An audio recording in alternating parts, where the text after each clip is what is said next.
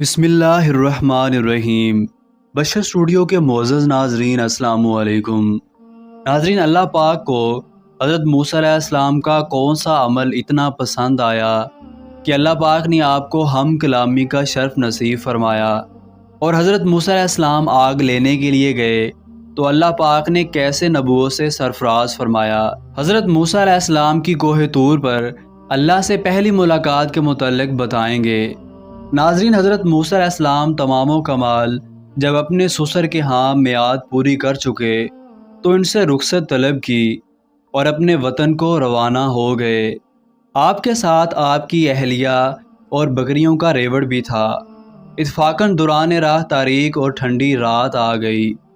شاید یہی وجہ تھی کہ آپ مانوس راستے سے دور ہو گئے یا پھر دور کر دیے گئے، کیونکہ وہ رات کوئی عام رات نہیں تھی۔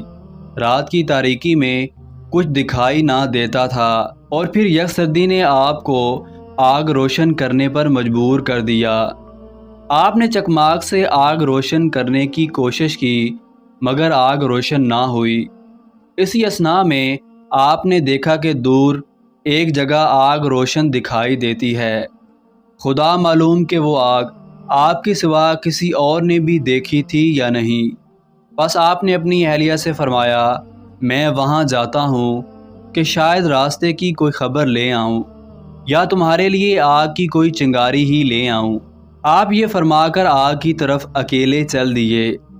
تھوڑا قریب گئے تو دیکھا کہ عجیب آگ ہے۔ درخت پر روشنی نظر آتی ہے، مگر نہ درخت کو جلاتی ہے اور نہ ہی گل ہوتی ہے۔ یہ سوچتے ہوئے آپ آگے بڑھے، لیکن جوں جوں آگے بڑھتے جاتے تھے آگ اور دور ہوتی جاتی تھی۔ یہ دیکھ کر آپ علیہ السلام کو خوف سا طاری ہونے لگا۔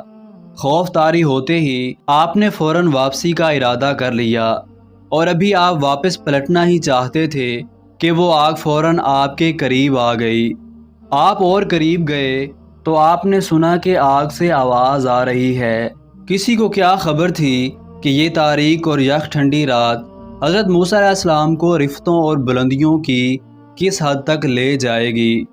حضرت موسیٰ علیہ السلام نے کان لگا کر سنا تو اپنی خوش بختی پر نازاں ہوئے، کیونکہ آواز آ رہی تھی کہ اے موسیٰ، میں ہوں اللہ پالنے والا تمام جہانوں کا۔ پھر آواز آئی، اے موسیٰ، میں ہوں تیرا پروردگار، بس اپنے جوتے اتار دے، تو مقدس وادی طویٰ میں کھڑا ہے، اور دیکھ میں نے تجھ کو اپنی رسالت کے لیے چن لیا ہے۔ جو کچھ وحی کی جاتی ہے اس کو کان لگا کر سن۔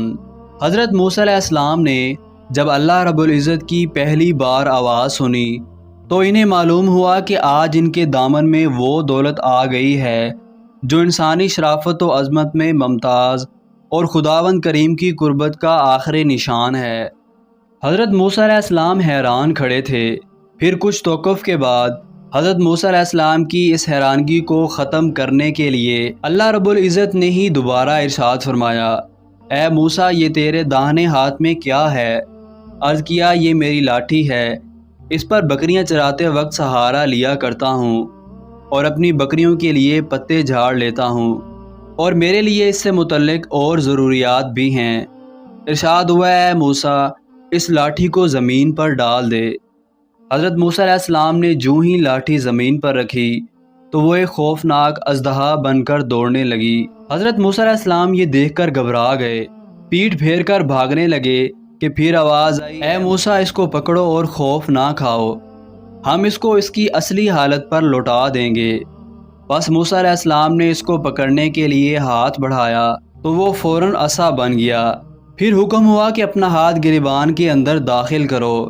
آپ نے اپنا ہاتھ گریبان میں داخل کر کے نکالا تو وہ بے داغ چمکتا ہوا باہر نکلا۔ پھر حکم ہوا، اے موسیٰ، یہ ہماری جانب سے تمہاری نبوت و رسالت کے دو بڑے نشان ہیں، یہ تمہارے پیغام صداقت کی زبردست تائید کریں گے۔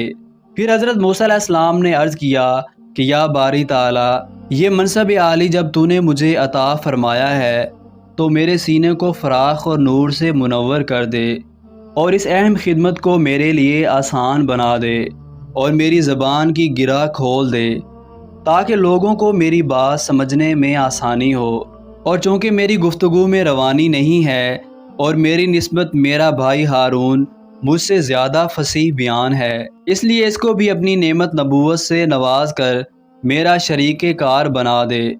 اللہ تعالیٰ نے حضرت موسیٰ علیہ السلام کی اس درخواست کو قبول فرمایا اور حکم ہوا ہم تمہارے بھائی ہارون کو بھی تمہارا شریک کار بناتے ہیں۔ دیکھو تم دونوں فرعون اور اس کی قوم کو جب ہماری صحیح راہ کی جانب بلاؤ تو اس پیغام حق میں نرمی اور شیریں کلامی سے پیش آنا۔ کیا عجب ہے کہ وہ نصیحت قبول کر لیں اور خوف خدا کرتے ہوئے ظلم سے باز آ جائیں۔ اس کا ذکر قرآن مقدس کی سورۃ القصص میں کچھ یوں ملتا ہے کہ حضرت موسیٰ علیہ السلام نے عرض کیا، اے میرے رب، میں نے ان میں ایک جان مار ڈالی ہے تو ڈرتا ہوں کہ مجھے قتل کر دیں، اور میرے بھائی ہارون اس کی زبان مجھ سے زیادہ صاف ہے، تو اسے میری مدد کے لیے رسول بنا کہ میری تصدیق کرے۔ مجھے ڈر ہے کہ وہ مجھے جھٹلائیں گے۔ حکم ہوا ہم تیرے بازوؤں کو تیرے بھائی سے قوت دیں گے اور تم دونوں کو غلبہ عطا فرمائیں گے، تو وہ تم دونوں کا کچھ نقصان نہ کر سکیں گے۔ ہماری نشانیوں کے سبب تم دونوں اور جو تمہاری پیروی کریں گے غالب آؤ گے۔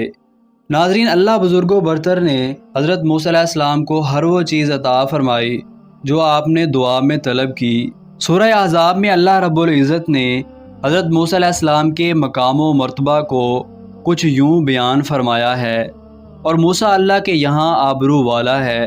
ناظرین، ایک دفعہ اللہ رب العزت نے حضرت موسیٰ علیہ السلام سے فرمایا، اے موسیٰ، کیا تم جانتے ہو کہ ہم نے تمہیں ہم کلامی کا شرف کیوں بخشا؟ حضرت موسیٰ علیہ السلام نے فرمایا کہ یا اللہ، تو بہتر جانتا ہے۔ اللہ پاک نے فرمایا کہ اے موسیٰ، ایک دن ایک بکری ریوڑ سے نکل کر بھاگی اور ایک وادی میں جا پہنچی، اور ایک وادی سے دوسری وادی تک جا پہنچی، اور آپ اس کے پیچھے دوڑتے رہے۔ جب آپ نے اسے پکڑ لیا تو بڑی شفقت کا اظہار کیا، بس اسی عمل کی وجہ سے ہم نے تمہیں ہم کلامی کا شرف نصیب فرمایا۔